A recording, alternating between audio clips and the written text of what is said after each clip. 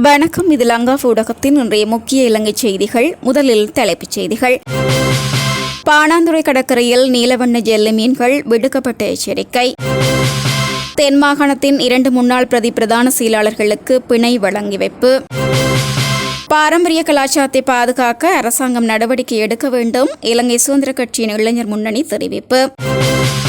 ராஜீவ் அமரசூரியவுக்கு எதிரான கருத்து எதிர்ப்பு நடவடிக்கைகள் குறித்து ஆராய சட்டத்தரணிகள் சங்கம் இன்று கூட்டம்.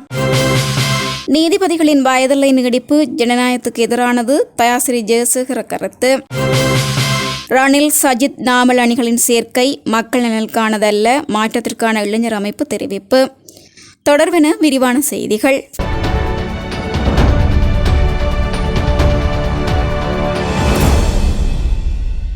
பாணாந்துறை கடற்கரை பகுதியில் நீலவண்ண ஜெல்லி மீன் எனப்படும் நச்சு உயிரினங்களின் நடமாட்டம் அதிகரித்துள்ளதாக தெரிவிக்கப்பட்டுள்ளது. இதனையடுத்து தேசிய நீர்வள திணைக்களம் தீவிர ஆய்வுகளை மேற்கொண்டுள்ளதுடன் பொதுமக்களுக்கு பாதுகாப்பு எச்சரிக்கைகளையும் விடுத்துள்ளது. கடற்கரை பகுதியில் ஜெல்லி மீன்களின் வரத்து அதிகரித்துள்ளதாக பாணாந்துறை நகராட்சி மன்றத்திடமிருந்து வந்த தகவலை அடுத்து இந்த ஆய்வு மேற்கொள்ளப்படுகிறது. நிலைமையை நேரில் ஆய்வு செய்யவும், ஜெல்லி மீன் இனத்தை அடையாளம் காணவும், பொதுமக்களுக்கு ஏற்படும் ஆபத்துக்களை மதிப்பிடவும் தேசிய நீர்வள திணைக்கள அதிகாரிகள் பாணாந்துறை கடற்கரைக்கு சென்று பார்வையிட்டனர். பாணாந்துறை கடற்கரை முழுவதும் நீலவண்ண ஜெல்லி மீன்கள் கரையொதுங்குவதற்கான சாத்தியக்கூறுகள் அதிகமாக உள்ளதாக அதிகாரி ஒருவர் தெரிவித்துள்ளார். முன்னதாக பாணாந்துறை கடற்கரையில் நீச்சலில் ஈடுபட்ட பல சுற்றுலா பயணிகள் ஜெல்லி மீன் கொட்டுக்குள்ளாகினர் என்று முறையிடப்பட்டிருந்தது. இந்த நிலையில் பாதிக்கப்பட்டவர்கள் உடனடியாக மருத்துவமனையில் அனுமதிக்கப்பட்டு சிகிச்சை பெற்றுள்ளனர். நீலவண்ண ஜெல்லி மீன்களின் கொட்டு கடுமையான வலி தரக்கூடியது என்பதாலும் சில சந்தர்ப்பங்களில் கடுமையான வலி, ஒவ்வாமை மற்றும் சுவாச பிரச்சினைகள் ஏற்படுத்தக்கூடும் என்பதால் எச்சரிக்கையுடன் இருக்க வேண்டும் என தெரிவிக்கப்பட்டுள்ளது. லஞ்ச புலனாய்வு பணியகத்தால் வியாழக்கிழமை கைது செய்யப்பட்ட தென் மாகாண சபையின் 2 முன்னாள் பிரதான செயலாளர்களை பிணையில் விடுவிக்குமாறு கொழும்பு பிரதான நீதிவான் நீதிமன்றம் உத்தரவிட்டுள்ளது. ஆளுநரின் அனுமதியின்றி காலியில் உள்ள மற்றொரு தனியார் நிறுவனத்திடமிருந்து இருக்கைகள் இல்லாத 408 நெகிழி நாட்காலிகளை மறுகொள்முதல் மூலம் வாங்கிய 2019ஆம் ஆண்டு சம்பவம் தொடர்பாக இந்த 2 சந்தேக நபர்களும் கைது செய்யப்பட்டனர். கைது செய்யப்பட்ட இருவரும் தென் மாகாண சபை பிரதான செயலகத்தின் முன்னாள் பிரதான செயலாளர் மற்றும் முன்னாள் பிரதான செயலாளர் திட்டமிடல் மற்றும் செயற்பாடுகள் ஆவர். இலங்கை வரலாற்று சிறப்புமிக்க கலாச்சாரத்தையும் மதத்தையும் பாதுகாத்து வந்தமையினாலேயே நாடு இதுவரை நட்பேருடன் பயணித்துள்ளது. தற்போதைய சூழலில் விகாரைகளில் இருக்கும் மகா சங்கத்தினர் கொழும்புக்கு வருகை தந்து மாநாடுகளை நடத்தி பௌத்த தர்மத்தை பாதுகாக்க வேண்டிய நிலைக்கு தள்ளப்பட்டுள்ளனர் என்று இலங்கை சுதந்திர கட்சியின் இளைஞர் முன்னணியின் ஆலோசகர் சுமுது மதுரங்க தெரிவித்துள்ளார். இலங்கை ஆன்மீகத்தையும் கலாச்சாரத்தையும் அடிப்படையாக கொண்ட ஒரு நாடு. இந்த வரலாற்று சிறப்புமிக்க கலாச்சாரத்தையும் மதத்தையும் பாதுகாத்து வந்தமையினாலேயே நாடு இதுவரை நட்பேருடன் பயணித்துள்ளது. தற்போதைய சூழலில் விகாரைகளில் இருக்கும் மகா சங்கத்தினர் கொழும்புக்கு வருகை தந்து மாநாடுகளை நடத்தி பௌத்த தர்மத்தை பாதுகாக்க வேண்டிய நிலைக்கு தள்ளப்பட்டுள்ளனர். மக்கள் அன்றாடம் பல கடுமையான பொருளாதார மற்றும் சமூக பிரச்சினைகளுக்கு முகம் கொடுத்து வரும் வேளையில் தெவனுவர பெரஹராவின் காவடி தொடர்பான விவகாரம் நாட்டின் பிரதான பேசுபொருளாக மாற்றப்பட்டுள்ளது. மக்களின் உண்மையான வாழ்வாதார பிரச்சினைகளை மூடிமறைப்பதற்காகவே இவ்வாறான செய்திகள் திட்டமிட்டு முதன்மைப்படுத்தப்படுகிறது. இன்று தெவினுவர பெரஹரா தொடர்பாக எடுக்கப்படும் முடிவுகள் நாளை கண்டிதலதா பெரஹரா உள்ளிட்ட நாட்டின் ஏனைய பாரம்பரிய கலாச்சார ஊர்வலங்களுக்கும் தவறான முன்னுதாரணமாக அமைந்துவிடும். எனவே நாட்டின் பாரம்பரிய கலாச்சார பாரம்பரியங்களை எதிர்கால சந்ததிகளுக்காக பாதுகாக்க வேண்டியதன் அவசியம் உள்ளது. பழம்பெரும் பாரம்பரியங்களை அழித்து விடாமல் பேச்சுவார்த்தைகள் மூலம் இப்பிரச்சனைகளுக்கு அரசாங்கம் தீர்வு காண வேண்டும். இதேவேளை நாட்டில் திறமையான விளையாட்டு வீரர்களுக்கு சரியான சந்தர்ப்பங்களை வழங்கும் வகையில் வெளிப்படைத்தன்மை கொண்ட ஒரு தெரிவு முறை நடைமுறைப்படுத்தப்பட வேண்டும் என்றும் அவர் தெரிவித்துள்ளார்.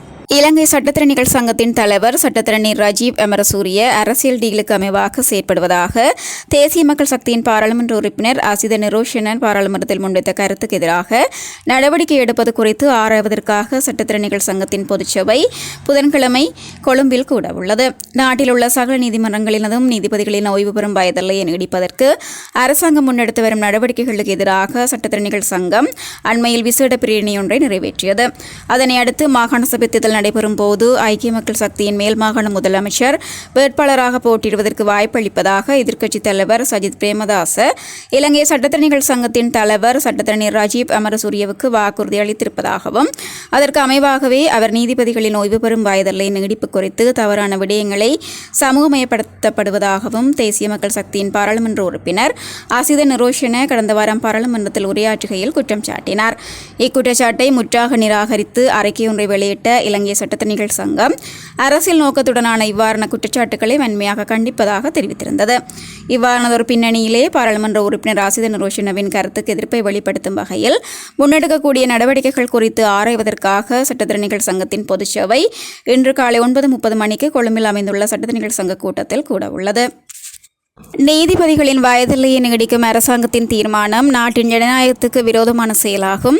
அதனால் அரசாங்கத்தின் ஜனநாயக விரோத நடவடிக்கைகளுக்கு எதிராக எங்களால் முடிந்த அனைத்து நடவடிக்கைகளையும் நாங்கள் மேற்கொள்வோம் என பாராளுமன்ற உறுப்பினர் தயாசிறி ஜெயசேகர தெரிவித்துள்ளார். பொதுவாக ஒரு சட்டமூலத்தை பாராளுமன்றத்துக்கு கொண்டு வரும் போது அதற்கான காரணங்களை கண்டறியும் ஒரு முறை உள்ளது. அதாவது பொதுவாக கலந்தாலோசித்து ஆலோசனை குழுக்களில் விவாதித்து அதன் பிறகு அது தொடர்பான சமர்ப்பிப்புகளையும் சில அமைப்புகளிடமிருந்தோ அல்லது அரசியல் கட்சிகளிடமிருந்தோ அல்லது கொள்கை பிரிவின் அறிக்கையிடமிருந்து பெற்று அதன் உள்ளடக்கங்களின் அடிப்படையில் தான் பொதுவாக நாம் அரசியலமைப்பு திருத்தங்களை நாட்டின் பாராளுமன்றத்துக்கு கொண்டு வருகின்றோம். ஆனால் தற்போது அரசாங்கம் கொண்டு வர இருக்கும் இந்த சட்டமூலம் தொடர்பாக பாராளுமன்றத்தில் பேசப்பட்டதா? பாராளுமன்றத்தில் 12 கட்சிகள் உள்ளன. இந்த அரசியல் கட்சியுடனும் இது தொடர்பில் கலந்துரையாடவும் எதுவும் இல்லை. அத்துடன் நீதிபதிகளின் வயதில்லையை நீடிப்பது தொடர்பில் இதற்கு சம்பந்தப்பட்ட நீதிபதிகளின் சங்கங்களுடன் அல்லது நீதி அமைச்சருடன் இதுவரை எந்தவித கலந்துரையாடலும் நடத்தப்படவில்லை. அதே நேரம் தேசிய மக்கள் சக்தியில் ஒரு தலைமை சபை உள்ளது, அதில் ஒரு நிர்வாக சபை உள்ளது. தேசிய மக்கள் சக்தி என்பது மக்கள் விடுதலை முன்னணி அல்ல. மக்கள் விடுதலை முன்னணியுடன் மேலும் பல்வேறு குழுக்கள் இணைந்துதான் தேசிய மக்கள் சக்தி என்ற கூட்டணி உருவாக்கப்பட்டுள்ளது. அரசாங்கம் நீதிபதிகளின் வயதில்லையை நீடிப்பதற்கு எடுத்திருக்கும் தீர்மானம் குறித்து தேசிய மக்கள் சக்தியின் தலைமை சபை உறுப்பினரான சிரேஷ்ட சட்டத்தரணி லால் விஜயநாயக்க மிகவும் தெளிவாக கூறினார். அதாவது இந்த திருத்தம் குறித்து எந்த விதத்திலும் தேசிய மக்கள் சக்தியின் தலைமை சபையிலோ அல்லது நிர்வாக குழுவிலோ அல்லது வேறு எந்த இடத்திலும் எவ்வித விவாதமும் நடத்தப்படவில்லை என்று பகிரங்கமாக தெரிவித்திருந்தார் என்றும் அவர் தெரிவித்துள்ளார். நாட்டு மக்கள் எதிர்கொள்ளும் கடுமையான பொருளாதார நெருக்கடிகளுக்கோ அல்லது அன்றாட பிரச்சினைகளுக்கோ தீர்வுகளை பெற்றுக் கொடுப்பதற்காக அன்றி தங்களது அடுத்த கட்ட அதிகார கைப்பற்றல் திட்டத்திற்காகவும் சுயநல அரசியலுக்காகவுமே எதிர்க்கட்சிகள் மீண்டும் ஒன்றிணைந்து வருவதாக மாற்றத்திற்கான இளைஞர்கள் அமைப்பின் ஒருங்கிணைப்பாளர் லகுரு வீரசேகர சுட்டிக்காட்டியுள்ளார். தற்போது எதிர்க்கட்சிகள் மத்தியில் புதிய கூட்டணிகள் மற்றும் சேர்க்கைகள் தொடர்பான நகர்வுகள் முன்னெடுக்கப்பட்டு வருவதை அவதானிக்க முடிகிறது. ஒருபுறம் ரணில் விக்ரமசிங்க, சஜித் பிரேமதாச உள்ளிட்ட குழுவினர் பல்வேறு தரப்பினருடன் மீண்டும் ஒன்றிணைந்து வருகின்றனர். மறுபுறம் நாமல் ராஜபக்ஷ சுற்றியும் ஒரு குழு உருவாகி வருவதை காண முடிகின்றது. ஆனால் இவர்கள் அனைவரும் கடந்த காலத்தில் மக்களால் முற்றாக நிராகரிக்கப்பட்ட, வீதிகளில் இறங்கி மக்களால் ஆட்சியில் இருந்து விரட்டியடிக்கப்பட்ட அரசியல்வாதிகளே ஆவர். இவர்கள் அனைவரும் மக்களால் நிராகரிக்கப்பட்ட பழைய அரசியல் கொள்கைகளையே மீண்டும் தூக்கி பிடித்துக் கொண்டு பயணிக்க முனைகின்றனர். இன்றைய சூழலில் நாட்டில் பொருட்கள் மற்றும் சேவைகளின் விலைகள் அதிகரிப்பு, வரிகளின் சுமை, சர்வதேச நாணய நிதியத்தின் கடுமையான நிபந்தனைகள், மின்சார மற்றும் நீர் கட்டண உயர்வு, எரிபொருள் விலை உயர்வு மற்றும் கல்வித்துறை சார்ந்த சிக்கல்கள் என பொதுமக்கள் சொல்லெனா துயரங்களை எதிர்கொண்டு வருகின்றனர். இவ்வாறான இக்கட்டான சூழ்நிலையில் மக்களுக்காக குரல் கொடுப்பதற்காகவோ அல்லது அவர்களின் சுமையை குறைப்பதற்காகவோ இந்த எதிர்க்கட்சிகள் ஒன்றிணையவில்லை.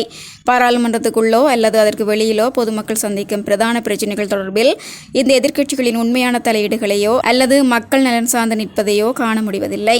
அடுத்த சந்தர்ப்பத்தில் ஆட்சியை இவ்வாறு கைப்பற்றுவது என்ற தங்களது சொந்த அரசியல் திட்டத்திற்காகவே இவர்கள் கைகோக்கின்றனர் என்றும் தெரிவித்துள்ளார். சுவிட்சர்லாந்துல வீடு வாங்க போறீங்க, இல்ல ஆல்ரெடி உங்களுக்கு அங்க வீடு இருக்குன்னா இந்த வீடியோ உங்களுக்காக தான். ஸோ ஸ்கிப் பண்ணாம ஃபுல்லா பாருங்க. ஒரு மனிதனுக்கு வீடு அப்படிங்கிறது ரொம்பவே அத்தியாவசிய தேவை. அத்தியாவசிய தேவைகள்ல முக்கியமான பங்கு வகிக்கிறதே இந்த வீடு தான். ஸோ அப்படி வீடு வாங்குறது, விற்கிறது, இது சம்பந்தமா உங்களுக்கு இருக்கிற நிறைய ப்ராப்ளத்துக்கு சொல்யூஷன் தர ஒரே இடம் தான் உங்கள் செல்வாசக். Your future our vision. இப்போ சுவிட்சர்லாந்துல வீட்டோட வட்டி விகிதத்துல நல்ல மாற்றம் வந்திருக்கு, நிறைய குறைஞ்சிருக்கு. ஸோ நீங்க ஏதாவது அக்ரிமெண்ட் போட்டு வச்சிருக்கீங்கன்னா இப்பவே அதை ரெனிவல் பண்ணி மாற்றி வச்சுக்கிட்டீங்கன்னா உங்களுக்கு நிறைய ப்ராஃபிட்ஸ் இருக்கும். ஸோ இது சம்பந்தமா உங்களுக்கு ஏதாவது அப்டேட்ஸ் வேணும், இந்த மாற்றத்துல உங்களுக்கு ஏதாவது டவுட் இருக்கு அப்படின்னா மறக்காம ஸ்கிரீன்ல தெரிய நம்பருக்கு கால் பண்ணுங்க. சுவிட்சர்லாந்துல நீங்க வீடு வாங்கணும் இல்ல வீடு விற்கணும், அந்த மாதிரி ஏதாவது உங்களுக்கு தேவைகள் இருந்தா மறக்காம எங்களை காண்டாக்ட் பண்ணுங்க. உங்களோட எல்லா தேவைகளையும் உங்க ஃபேமிலியில ஒரு மெம்பரா இருந்து நாங்க பார்த்து பண்ணி கொடுப்போம். இது உங்கள் செல்வாசக். இச்செய்திகளுக்கு பிரதான அனுசரணை செல்வாசோக் இமோபிலியன், சுவிஸ் நாட்டில் முன்னணி நிறுவனம். தொடர்புகளுக்கு 07951464428. வீடு வாங்க, வீடு கட்ட, வீடு திருத்த மற்றும் வீட்டுக்கடன். Your future our vision. இது போன்ற மேலும் பல முக்கிய சுவாரஸ்யமான செய்திகளை அறிந்து கொள்ள லங்காஃபோ யூடியூப் சேனலை சப்ஸ்கிரைப் பண்ணுங்கள். எமது செய்திகள் உடனடியாக கிடைக்க பெல் பட்டனை அழுத்துங்கள். அத்தோடு எமது செய்திகளை மற்றவர்களும் பார்வையிட ஷேர் செய்யுங்கள். நன்றி.